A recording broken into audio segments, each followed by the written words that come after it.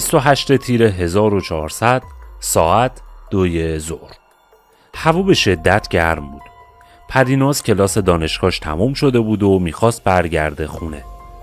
میتونست مثل هر روز یه مسیری رو پیاده بره تا به ایستگاه مترو برسه و بقیه داستان، یا اینکه امروز یه لطفی به خودش بکنه و با تاکسی اینترنتی به خونه برسه.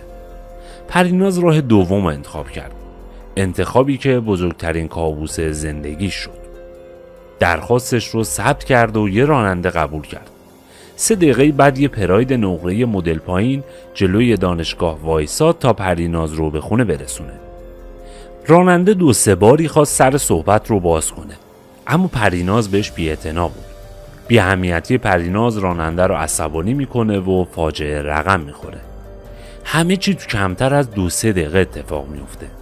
راننده در ماشین رو قفل میکنه، میزنه کنار، حمله میکنه به پریناز، دست و پاش رو میبنده و میبرتش به پارکینگ یه ساختمون نیمه کاره. سلام، به کانال اعتراف خوش اومدید. شما بیننده و شنونده یک پرونده تازه جنایی از سری ویدیوهای ما هستید. پرونده یه تجاوز وحشیانه. اگر به این سبک موضوع علاقه‌مندید خوشحال میشیم کانال رو سابسکرایب کنید و زنگوله کنارش رو هم بزنید تا ویدیوهای جدید رو از دست ندید.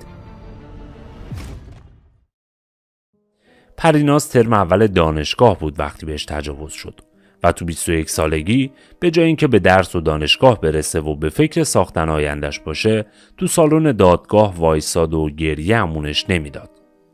اما برای اینکه انتقام همه این روزای سخت که بهش گذشته بود رو بگیره، جلوی قاضی دادگاه وایساد و مو به مو شرح داد که چطور سخت‌ترین لحظه‌های زندگیش رو تجربه کرده.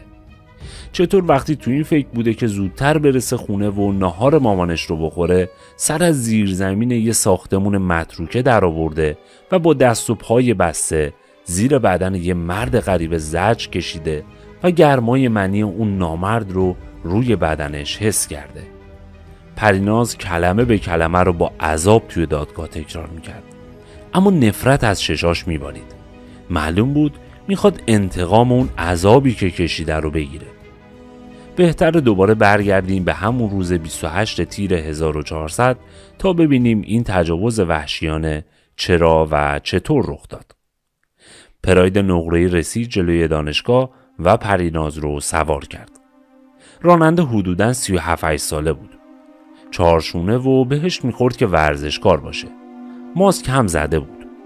3-4 دقیقه از نشستن پریناز تو ماشین نگذشته بود که راننده سر صحبت رو باز کرد. از گرما شروع کرد و با کرونا و واکسن خارجی و داخلی ادامه داد. پریناز 1-2 بار سرسری جوابش رو داد. از این مدل جوابا که فقط تایید میکنی و با زبون بی زبونی میخوای به طرف بفهمونی که دیگه صحبت رو ادامه نده. اما طرف ولکن نبود. اون نه تنها بیخیال بحث کرونا و گرما و کولر ماشین نشد که حتی شروع کرد به گفتن قصه مسافراش. میگفت دور زمونه بعدی شده. چند روز پیش یه خانمی رو سوار کرده و خانومه بهش گیر داده که تو خیلی خوش تیپی و بیا با هم باشیم. من خرجتو میدم و از این مزخرفات. اما اون گفته من زن و بچه دارم و بیخیال من شو. حرفای راننده که به اینجا میرسه، پریناز دیگه جواب نمیده و کلاً ساکت میشه. راننده همینجوری حرفاش رو پشت سر هم قطار میکرده و پریناز فقط ساکت بود و منتظر این که برسه، تا اینکه یه دفعه راننده صداش رو میبره بالا و میگه چته؟ چرا جواب نمیدی؟ فکر کردی چه گوهی هستی که جواب من نمیدی؟ دیگه ترس تموم وجود پریناز رو گرفته. با اینکه ماشین داره تو کنارگذر آزادراه میره و پریناز میدونه اونجا جای امنی برای پیاده شدن نیست، از راننده میخواد همینجا پیادهش کنه. راننده نه فقط نمیزنه کنار، که حتی صداش رو بلندتر میکنه و شروع میکنه به فحش دادن به پریناز با الفاظ رکیک. پریناز از ترسش میخواد در حال حرکت در ماشین رو باز کنه که میفهمه درای ماشین قفله. همینجوری که داره به در و شیشه میکوبه، راننده تو کنارگذر اتوبان آزادگان میزنه کنار. توی لحظه بر میگرده و ضربه‌ای محکم به صورت دختر میزنه. پریناز تقریباً گیج شده و چشاش سیاهی میره. که سرش رو فشار میده پایین و شاسی صندلی جلو رو آزاد میکنه و فشار میده رو سر دختر. پریناز به قدری گیج و منگ شده که اصلا نمیفهمه چه اتفاقی داره میفته. راننده خودش رو به صندلی عقب میرسونه و دستای دختر رو از پشت میبنده و به زور هلش میده تو جای پای صندلی عقب و صندلی جلو رو هم میخوابونه که دختر نتونه تکون بخوره. خودش برمیگرده پشت فرمون. دیگه ساکت شده و فقط گاز میده. انگار تصمیمش رو گرفته چه بلایی سر دختر بیاره. پریناز نمیدونه چقدر زیر اون صندلی گیر کرده بود. فقط انقدر جیغ کشیده بود که دیگه صداش در نمی اومد. تو همون فضا یه دفعه متوجه میشه که ماشین وایساد. نمیدونه کجاست و واسه چی وایساده. راننده از پشت فرمون پیاده میشه و میاد در سمت پریناز رو باز میکنه. صندلی رو میده بالا. دختر وحشت زده است و حتی نمیتونه پیاده شه. راننده از اون لا میکشدش بیرون و پرتش میکنه رو زمین. پریناز متوجه میشه تو زیر زمین ساختمون نیمه کار است. راننده پاهاشو و دهنش رو میبنده و شروع میکنه به کندن لباساش. پریناز میخواد فریاد بزنه اما نمیتونه. انقدر جیغ زده صداش در نمیاد. یه پارچه هم که پیچیده شده دور دهنش. اون نامرد لباسش رو در میاره و وحشیانه بهش تجاوز میکنه.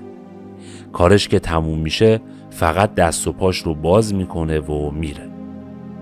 پریناز از درد و رنجی که کشیده حتی نمیتونه تکون بخوره. با خانواده‌اش تماس میگیره و اونا هم با پلیس بعد از 2 ساعت تو زیر زمین یه خونه متروکه نیمه ساز اطراف شهر ری پیداش میکنن.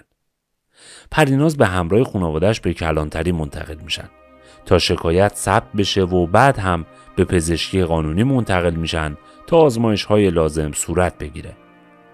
تو پزشکی قانونی شکنجه و تعرض به زور به دختر جوان از ناحیه مقعدی و پارگی ناحیه مقعد تایید میشه. بعد از پزشکی قانونی هم دختر به بیمارستان منتقل میشه تا مراحل درمان رو طی کنه. در حالی تحقیقات برای پیدا کردن مرد متجاوز شروع میشه که بعد از 2 روز پزشکی قانونی یه سرنخ مهم در مورد اون مرد میده و دی ان ای اون رو تو مایع منی جامونده تو مقعد دختر جوان شناسایی میکنه. قدم بعدی پلیس شناسایی اون مرد متجاوز و مطابقت دی ان ای به دست اومده است. این شناسایی تقریباً 2 ماهی طول میکشه.